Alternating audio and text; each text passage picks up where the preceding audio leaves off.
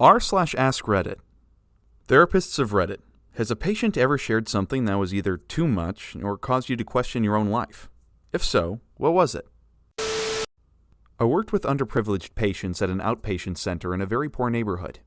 All of my patients had to be diagnosed with a chronic mental illness in order to qualify for services. One patient I worked with lived in an abusive home. She refused to leave due to cognitive impairments, and there wasn't anything we could do to make her leave.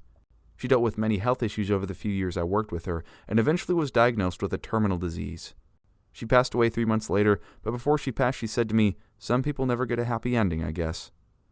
This really stuck with me because you always hear that it gets better or it will all be okay in the end, but for some people, it just doesn't.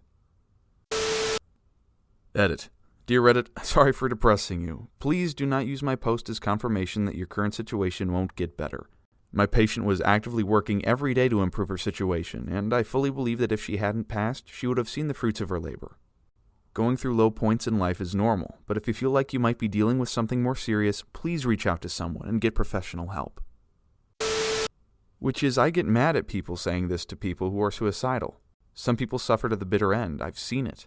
My uncle committed suicide. He told me he was going to, and I never talked him out of it. I was acutely aware of his suffering, and I knew he was ending it for peace, and I wasn't going to talk him out of it. He suffered both physically and mentally after being injured in a war. When he did kill himself, I felt relief for him. Sad that I was never going to be able to spend time with him, but that's my own selfish reasons. He said goodbye to me moments before, and I at least had that. He didn't even say goodbye to anyone else because he knew they wouldn't understand. It's a sad bond, but I think he needed someone to say it was okay to not suffer anymore. Therapist here. I do a lot of mental health assessments and evaluations rather than long-term therapy. I can't get too specific, but I used to contract for CPS in my state to do evaluations with kids and later moved to a different work setting. Well, one day, a year or two later, a woman came in for an evaluation and told me a pretty normal trying to get my life back in order story. But one thing stuck out, that she had caused the death of her child. As we were talking, I realized that I knew who the kid was because of my previous job and had worked with them a few times. I'm glad I didn't make the connection until late in the evaluation because it definitely threw a wrench me emotionally. I ended up referring the woman out to a different provider afterwards. Therapist here. Difficult to answer the question without getting disrespectfully specific, but I will say I struggle with the most clients whose coping mechanisms have been stuck on blame others for decades. I understand fully how it happens, and I have empathy for it, and we can work it together, but sometimes that pattern gets so extreme that clients hurt others. That's when I have the most difficulty as a therapist, figuring out what's reportable, very, very little, and how to keep helping someone whose value systems have gotten so out of whack that they're willing to hurt other people, and so ferociously stuck on defense that they will not engage in moral injury or trauma work with me.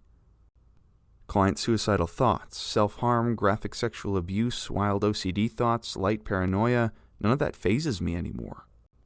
If you're motivated by being worried about being too much, don't be. That's what we're here for. The human brain is whack as hell sometimes. We all need support. As for questioning my own life, absolutely. Therapy is a real two-way street. Things my clients say cause me to reflect on myself and my choices all the time, usually in very lovely, interesting ways. I wish I could tell you some of the brilliant, thought-provoking things I've heard in sessions. It's such a privilege to do this work. Update. Wow, this got a lot of attention. I want to add that I got a lot of folks asking why we're so cagey with the juicy details. Here's how I responded. Yeah, I think it's really specific to therapy.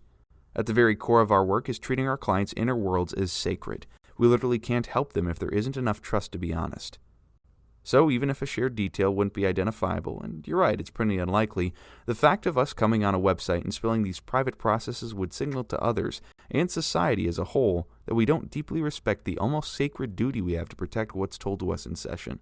So, yeah, even if it's not legally a HIPAA violation, you're likely to see therapists being very cagey about discussing their clients. Our respect for their privacy is literally what makes therapy work. Update. I did get more folks asking me how...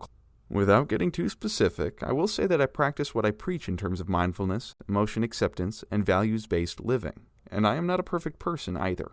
I frequently recognize my clients' all too human processes in myself. Procrastinating, blaming, checking out instead of deeply engaging, etc., etc.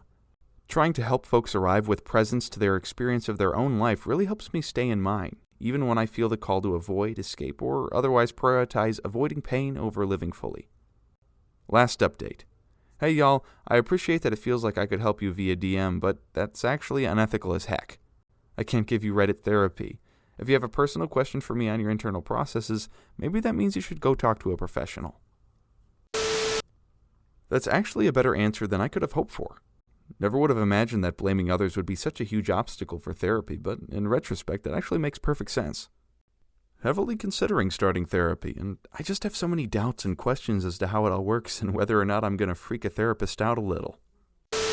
I got out of the therapy game a decade ago, but I used to work with abused/neglected children and their families. I had a father of a sexually abused little girl that was contemplating doing something serious to the offender. I talked him down and let him come to his own realizations about the consequences of those actions. However, it made me think, what would I do in his situation? Could I control myself?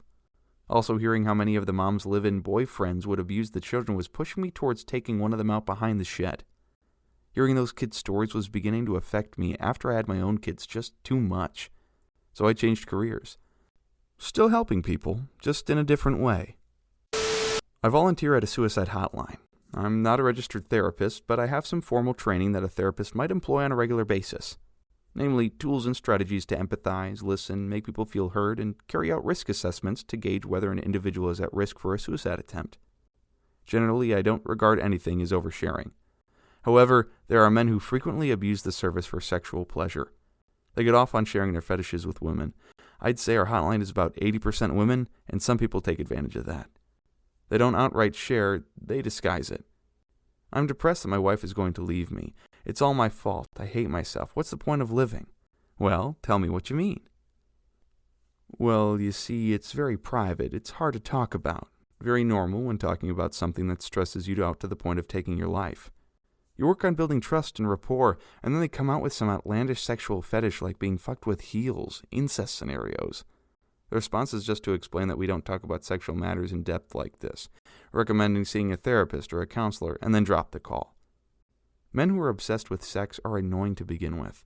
But then you call a friggin' suicide hotline where people get put on hold because we don't have enough volunteers and you just want to call us to jerk off? I started volunteering specifically because I found out that there are hold times. Isn't that terrible? Someone who is suicidal should immediately be connected to a caring and trained individual. We do the best we can, but we definitely need more people. I have no patience for these jerks anymore. Sometimes I disconnect without so much as providing an explanation. How utterly pathetic and selfish. You'd rather indulge in your fetish than allow someone suicidal to get connected with the help they need. I studied to become a clinical psychologist, but switched to a different specialization after a student internship I did. So I guess this counts. I can't disclose the specific details for ethical reasons, but in general, it was never the abused or the traumatized that bothered me. I am genuinely empathetic to those sorts of people, and their situations are beyond heartbreaking, but I was able enough to handle them. The patients that were too much for me were those who were so detached from reality that there was little reasoning to do with them. Each of those sessions were extremely stressful and mentally taxing. I only ever got to participate in about 24 of them, but that was enough to know I definitely didn't have the fortitude to deal with those sorts of people as a career. Thank you so much for watching. Please feel free to like, comment, share, and subscribe, and have a great rest of your day.